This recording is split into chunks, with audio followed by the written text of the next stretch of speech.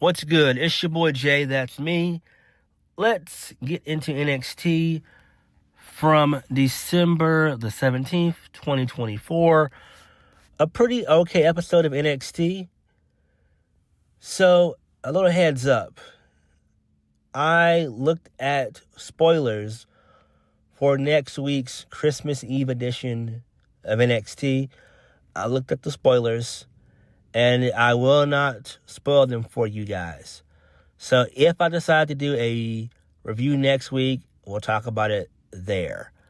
But from what I looked at, it was pretty cool and interesting, to say the least. That's all I will say. So we kicked the show off with the first match of the night. Obafemi defeats Axiom in a very good match. Fun stuff. Oba wins via the Fall from Grace pop-up powerbomb that Kevin Owens used to do. So that's how Obafemi got the win. Obafemi is a gem. He kicks major ass. And hopefully next year he does win the NXT Championship. And I think he will when it is NXT Stand and Deliver. And that's when he should win the title. That makes the most sense. It's NXT's biggest show of the entire year. So that's something that should happen, and more than likely it will occur. Moving on. So Sarah Schreiber had a backstage interview of Eddy Thorpe. So Eddy says that he's brilliant. He fooled all the know-it-alls. If anybody else did what he did, they would be called a mastermind, but he gets labeled a cheater. Then Ava, she comes into play. She says that Eddy can try and spin us all he wants, but he took a shortcut. So the contract is signed, so there's nothing she can do about it. Eddy Thorpe reminds Ava that he didn't attack her. Ava can call Eddy whatever she wants, but at the end of the night, she'll be calling him the brand new NXT champion. Okay, pretty good little promo there. I kind of liked it. I like this whole Eddy Thorpe Ava feud. It's really cool. It's interesting to see where this goes and where it all develops. This should end up with Eddy turning full-fledged heel. And maybe this is where we get the introduction to Lance Anoa'i. So maybe he shows up in due time. So we'll have to wait and see how things play out in that department. Moving on, we get some Karmen Petrovic and Ashantee the Adonis drama. So Karmen Petrovic doesn't know what to do with Ashantee the Adonis. So Dion Lennox says that Ashantee was just trying to help her out, and she should apologize to him. Karmen Petrovic says she'll apologize to him when he admits that she gets super defensive around him. Adonis caught Dion Lennox hugging her, and he's upset about it. That was funny right there. That was some funny shit. So Mr. Stone and Stevie Turner, they lurk in the background as Karmen's trying to calm Ashantee down. And then Ashantee tells Karmen that he's just going to text Nikita Lyons now. Really good shit there. I love that. This is excellent. I love this. This is really good soap opera shit. This is really good stuff here. Love it. Love it. Excellent stuff. I'm loving this. And Nikita Lyons, she is a bad bitch. So do your thing, girl. Do your thing. But I do like this. This should probably end with them being together and getting together finally. But I do like what's been going on from week to week to week. So this is really good, simple storytelling. You know, boy gets girl, boy loses girl, and then you got to figure out how he's going to get her back. So that's just simple storytelling 101. And this is good. Really good stuff here. Moving on. So the Metaphor, which is Lash Legend and Cora Jackson, They defeat Zarya and Soruka. Match was solid. Really good stuff here. Love the double team moves here in the match. All 4 women worked extremely well in this shit. This was really good. Zarya is super impressive. The same thing with Lash Legend. I'm trying to think if Lash Legend and Jakara Jackson, if they're going to get called up. Don't really know. It might happen, but we have to wait and see on that one because it seems like they're still going to essentially use them still on NXT. That being the metaphor. They're still going to use them. And basically, Zarya and Soruka losing clean makes the most sense. Maybe this isn't over, so maybe this is just like a little mini feud, but we'll see how things play out. Moving on. So Tyson from Tyreek and Tyson is upset. He's sick and tired of playing nice with everyone in NXT because it's gotten their team absolutely nowhere. Tyreek says it's about the checks, wins, and championships, which is correct. Tyson reminds Tyreek that you can go about your business without coming off like a sore loser. So Wes Lee, he's listening intently. He joins the conversation. Wes Lee levels that Tyson should be the one who reevaluates how things really go on around here. It's a cutthroat business, and Tyreek should keep the same energy, according to Wes. And then Tyreek gives Wes a fist bump. So I like this. This is pretty cool. Maybe we could see where Wesley gets a new set of friends, like a cool little faction. I think that's interesting. That gives these guys something to do. So maybe Wesley can sway and manipulate Tyson. I mean, not Tyson. Yeah, Tyson. So we'll have to wait and see how that goes. But that's interesting shit there. I really did like that. So it makes perfect sense. Moving on. Sexy-ass Miss Jada Parker.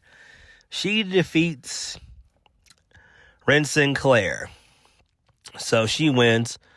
Via the Hypnotic for the 1, 2, 3. And Jada Parker gets a much-deserved win. Makes sense. What do you do with her going forward? I have no idea. I'm guessing you could have her go after the NXT championship for the women if and when Roxanne Perez loses, but that'll probably not happen until, I want to say, probably Stand and Deliver, because I just don't see Roxanne Perez losing to Julia at New Year's Eve. I just don't see it. It would make no sense. It would make zero sense. Moving on. So, GD Dolan, Tatum Paxton, and Shotzi Blackheart, they plan on taking out Fatal Attraction. The Unholy Union, they show up. They say that Fatal Attraction is getting turmoil more than unity. Is giving turmoil more than unity. Okay, that's cool to see them there. I'm glad that they're back on NXT. That really does make a lot of sense. So maybe it's because of that little mini draft thing that's happening, I guess, on the main roster. So, interesting. We'll have to wait and see how things go. Moving on. So, we get a video package and the history of the NXT Women's Championship between Roxanne Perez and Julia at New Year's Eve. So that was pretty cool. Moving on. Axiom and Nathan Frazier. So Axiom's pulling double duty. They defeat Gallus, which is Wolfgang and Joe Coffey and Mark Coffey. So they retain the tag team championships in a solid, fun match. I'm a big fan of Axiom and Nathan Frazier. They're just so damn good. They're fun to watch. So Nathan Frazier gets the win via a beautiful Phoenix Splash for the 1, 2, 3. Makes sense. I have no idea when they're going to do the turn involving Fraxium, but it is what it is. We're gonna wait and see, I guess. Moving on. So Jevon Evans, he's hanging out with Hank and Tank, and he's giving them his hopes for 2025. Standing with Hank and Tank, and then Ethan Page just stumbles on through. Moving on. So we get a Charlie Dempsey Lexus King training video segment, and they're both doing some crazy workouts, and then they end up sweating like savages, both the two of them. I'm like, damn, holy hell, take a fucking shower. So Lexus King, he impressed Charlie Dempsey, so he's now going to get his NXT Heritage Cup Championship match next week. Okay. That should be interesting there. Moving right along. So we get Ethan Page and Jevon Evans. This was a great segment here. So basically Ethan Page did a real sob story. He goes over his career, talks about his kids, talks about his wife, talking about it took him 18 years to get where he was at. He used to be NXT champion. He did it faster than Kevin Owens, Finn Balor, Sami Zayn, and others. So he just talked to his wife for a brief moment, called her by her name. I think her name was Viviana. And so he just keeps on going on this damn soap box and everything else. Talks about, his family and everything else, saying that it's a disappointment that he can't win to his daughter and everything else and to his son and all that. So Jevon Evans comes out and he puts over Ethan Page massively. He says, he's been a good dad, a good husband. He says, the real you is not all ego. And so he mentioned the joy that he saw Ethan have when he won the title at Heatwave with his family. And then Ethan Page says, "Thank you, Jevon. You're right. Everything you just said just made everything so much clearer for him." He said he shouldn't be worrying about losing his smile. He should be worried about taking his. And so Ethan Page clocks Jevon Evans with the microphone. He gets a steel chair. He puts it on the neck of Jevon Evans. And he stomps on the chair. And Jevon Evans starts bleeding from the mouth, which was great. This was some excellent shit right here. Love this.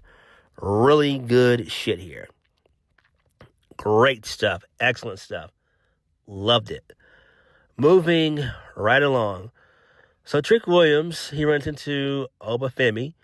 So Obafemi wishes Trick Williams good luck in his match tonight because whoever wins, no matter who wins, they'll face the ruler at NXT New Year's Evil. Oba hopes that Trick wins because he wants that. That's who he wants to take the title from. And then Trick's looking forward to the match. So then we get a Stephanie Vaquer promo in Spanish. So she says, "Cora, you think that she's just another threat that you can get rid of, but you can't. You don't know me. I didn't become the best luchador overnight.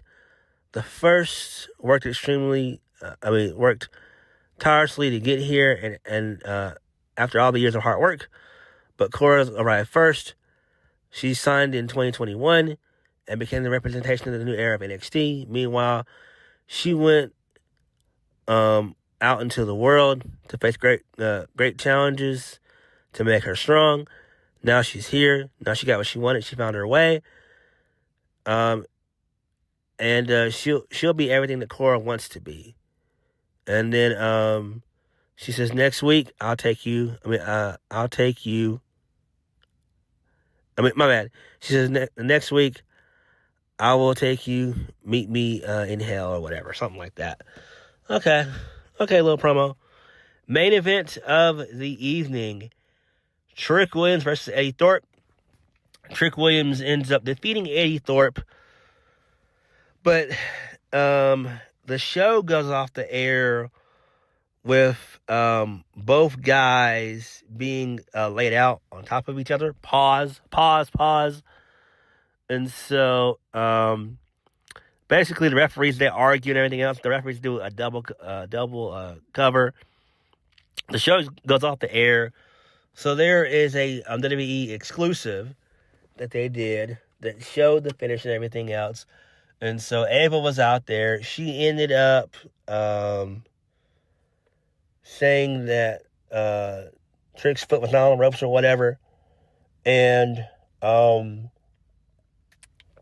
basically that Trick won the match, basically. So this pissed Eddy Thorpe off, and he came out right.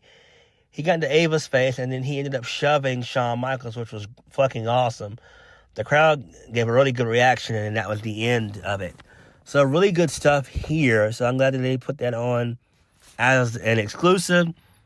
This is very, very interesting. I'm pretty sure this will probably lead to a triple threat involving Eddy Thorpe, Trick Williams, and Obafemi. I think that's going to be what they're going to do. And then, like I said, we'll have Trick and Oba officially at Stand and Deliver in April. So, really good stuff, really good show. But what did you guys think of NXT? Definitely check out the exclusive involving Trick Williams and Eddy Thorpe. If you didn't see it, it's on WWE's YouTube channel. And it should be on their Twitter page and Instagram. Really good stuff. Fun show, as per usual. But what did you guys think? Like, comment, subscribe. Peace.